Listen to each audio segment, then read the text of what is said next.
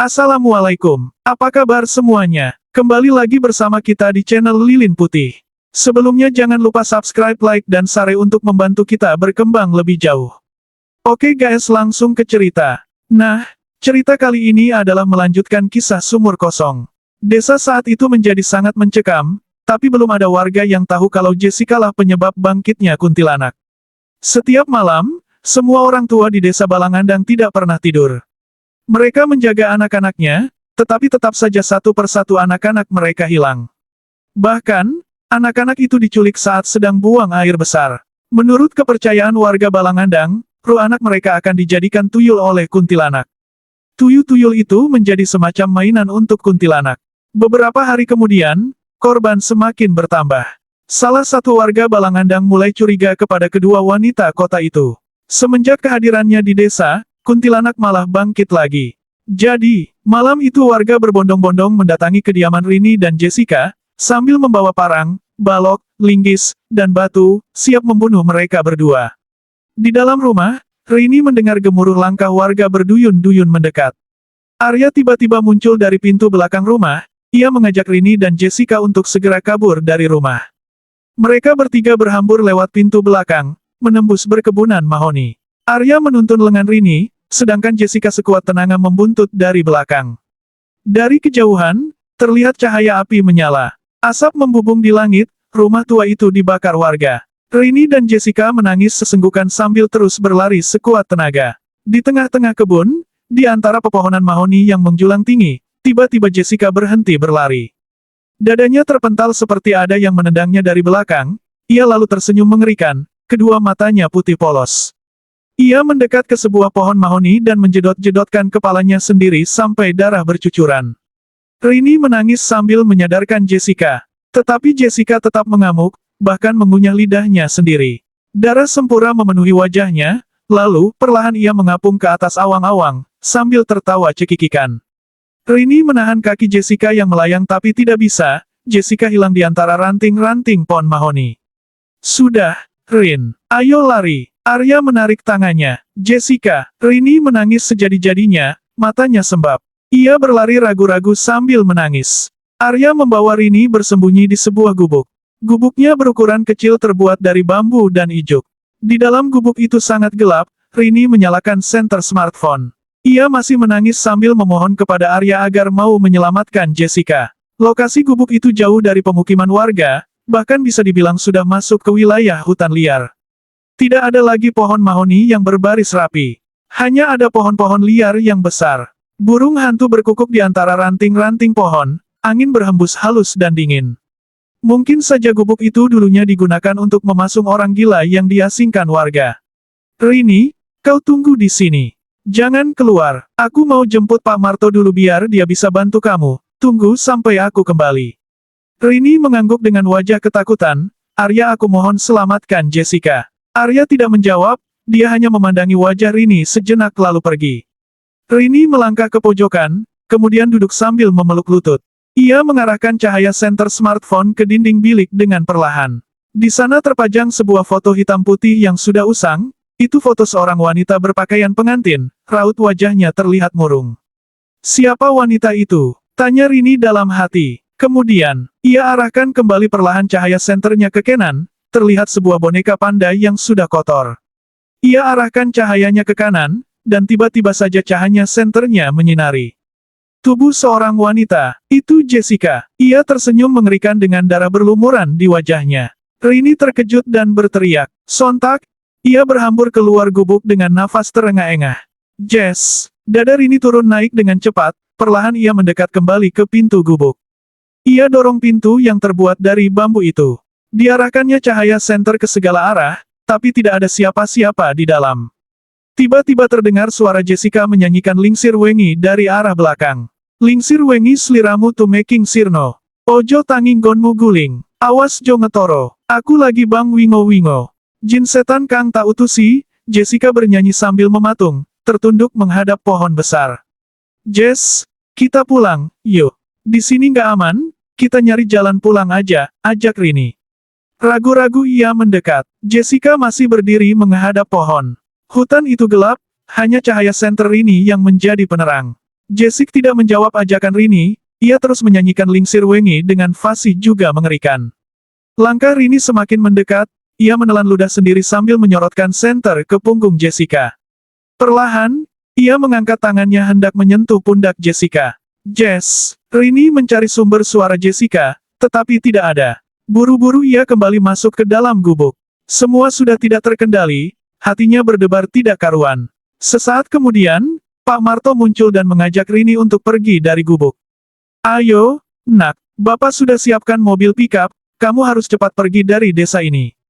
Pak tolongin Jessica, Pak. Di mana dia? Itu, tunjuk Rini ke arah sosok Jessica yang masih mematung menyanyikan Lingsir Wengi. Waduh, itu udah bukan dia. Setan itu, ujar Pak Marto. Ayo pergi. Ngapain di sini? Angker, lanjut Pak Marto. Pak Marto menuntun lengan Rini. Sambil berjalan mengikuti Pak Marto, Rini sesekali menoleh ke arah sosok wanita yang menyerupai Jessica. Seketika wanita itu balik menoleh padanya dan tersenyum mengerikan sambil melotot. Rini memalingkan pandangannya, dan buru-buru menyeimbangkan langkah Pak Marto. Malam semakin larut, Rini merasa semakin dibawa masuk ke dalam hutan. Ia mendengar jangkrik melengking saling sahut menyahut, dengkur babi dari kejauhan. Kukuk burung hantu, dan sebuah raungan, mungkin saja seekor macan. Saat Rini berlari kecil mengejar langkah Pak Marto, tiba-tiba matanya menangkap bayangan Jessica yang sedang berdiri di antara pohon-pohon besar. Ia menangis sambil melambaikan tangannya, seolah memohon pada Rini.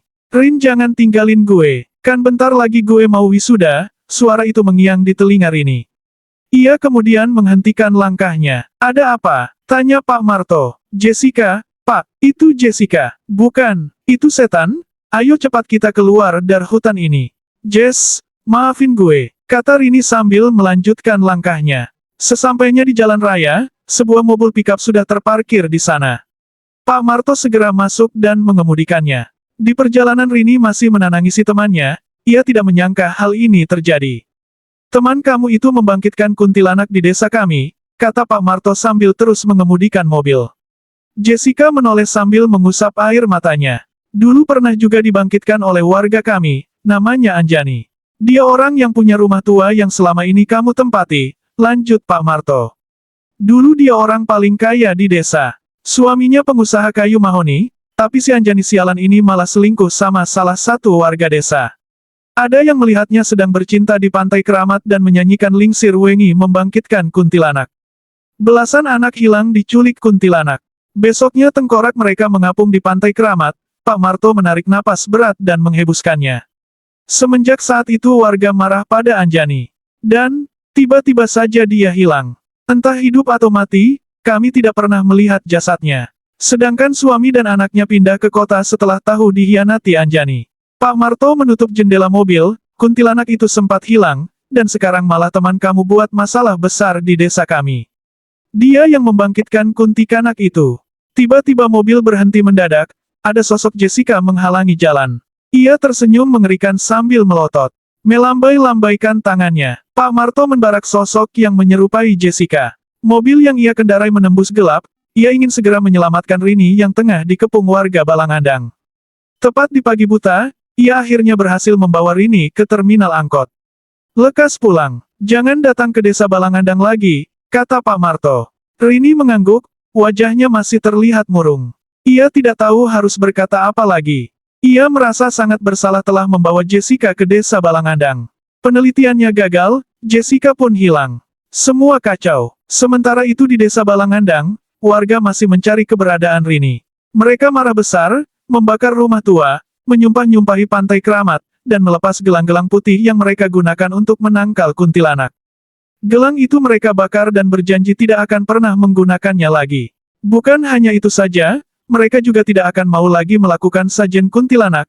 Selama ini mereka merasa dibodohi oleh ritual itu, semua sia-sia. Anak-anak mereka tetap hilang dimakan kuntilanak. Beberapa hari kemudian, kuntilanak itu terus menghantui desa Balangandang. Kadang mereka mendengar suara cekikannya di antara ranting-ranting pohon. Bukan hanya itu saja, salah satu warga juga sering melihat sosok Jessica sedang berenang di pantai Keramat.